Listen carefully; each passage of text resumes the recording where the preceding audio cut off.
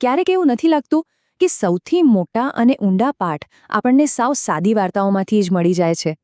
આજે આપણે એવી જ એક વાર્તાનું વિશ્લેષણ કરીશું અને જોઈશું કે કેવી રીતે એક બાળ વાર્તા સમુદાય અને હિંમત વિશે એક ખૂબ જ શક્તિશાળી સંદેશ આપી જાય છે. તો આ વાર્તા છે મોટું ઝાડ. પહેલી નજરે તો એકદમ સામાન્ય લાગે, બરાબર ને? પણ જો થોડું ઊંડાણથી જોઈએ તો એમાં સમુદાયની ભાવના અને સાહસ વિશેના કેટલાક ખૂબ મોટા સત્યો છુપાયેલા છે. ચાલો વાર્તાની શરૂઆત કરીએ. જરા કલ્પના કરો એકદમ શાંતિભર્યા વાતાવરણની. એક મોટું ઘટાદાર ઝાડ છે અને એના પર પક્ષીઓનો એક મોટો સમુદાય એક પરિવારની જેમ હળીમળીને રહે છે. અને જુઓ, આ ખાલી એક ઝાડ નથી, એ તો જાણે પક્ષીઓનું એક જીવંત ધમધમતું શહેર છે. એની દરેક ડાળી એક મહોલ્લો છે અને દરેક માળો એક ઘર. અને આ બધા જ ઘરો એકબીજા સાથે જોડાયેલા છે. હવે ચાલો આ વાર્તાના મુખ્ય પાત્રોને મળીએ. એ છે જેરી, બિલી અને કીવી, 3 નાનકડા બચ્ચા.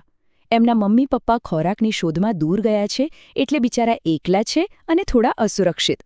ઘણીવાર આપણા જીવનમાં પણ આવું બનતું હોય છે, નહીં? જ્યારે આપણી સપોર્ટ સિસ્ટમ થોડીવાર માટે આપણી પાસે ન હોય. પણ જેમ આપણે સૌ જાણીએ છીએ, શાંતિ હંમેશા ટકતી નથી.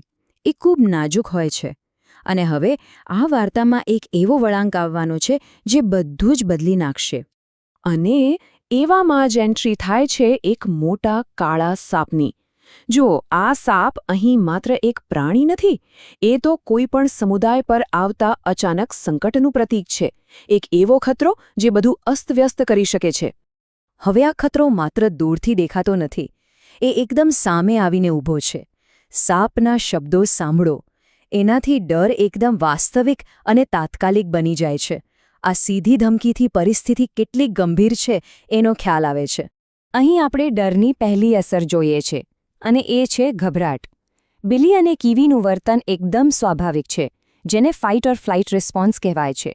બસ ગમે તેમ કરીને બચવા માટે ભાગો. પણ એમની આ ગભરાટ ભરેલી પ્રતિક્રિયા એમને બચાવવાને બદલે ઉલટાનું વધુ મુશ્કેલીમાં મૂકી દે છે. તો સવાલ એ છે કે જ્યારે ડર આ રીતે આપણા પર હાવી થઈ જાય ત્યારે શું કરવું? હવે વાર્તા એક એવા મુદ્દા પર પહોંચે છે, એક એવા ટર્નિંગ પોઈન્ટ પર, જ્યાં એક પાત્રનું નાનકડું પગલું બધું જ બદલી નાખવાનું છે. આ જ છે એ નિર્ણાયક ક્ષણ. 2 ભાઈઓ તો ગભરાઈને ખોટું પગલું ભરી બેઠા, પણ ત્રીજો, જેરી, એ શું કરશે? શું ડર જીતી જશે કે પછી અહીં કંઈક અલગ જ જોવા મળશે? અને જેરીની પ્રતિક્રિયા જુઓ, કમાલની છે. એ ખાલી આમ તેમ બૂમો નથી પાડતો, એ બહુ જ ચોક્કસ રીતે મદદ માંગે છે. એ પોતાના પાડોશીઓને નામ દઈને બોલાવે છે. મનોવિજ્ઞાનમાં આને બાયસ્ટેન્ડર ઇફેક્ટને તોડવાની સૌથી સારી રીત ગણવામાં આવે છે. નામ લઈને બોલાવવાથી શું થયું? જેરીએ આસપાસના મૂક પ્રેક્ષકોને સક્રિય મદદગાર બનાવી દીધા. એણે બધાને યાદ અપાવ્યો કે આપણે બધા એકબીજા સાથે જોડાયેલા છીએ અને આ સંકટ ખાલી મારું નથી, આપણું સૌનું છે.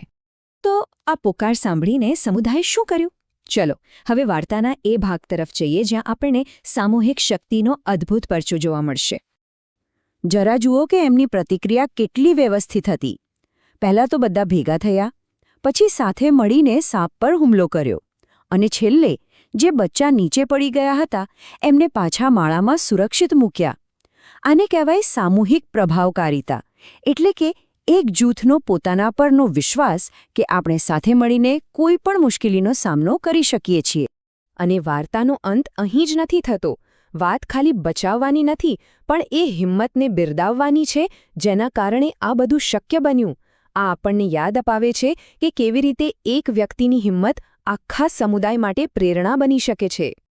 તો પછી આ સાવ સાદી લાગતી વાર્તામાંથી આપણને કયો મોટો બોધ મળે છે? ચાલો એ સાર્વત્રિક પાઠોને જરા છૂટા પાડીને સમજીએ.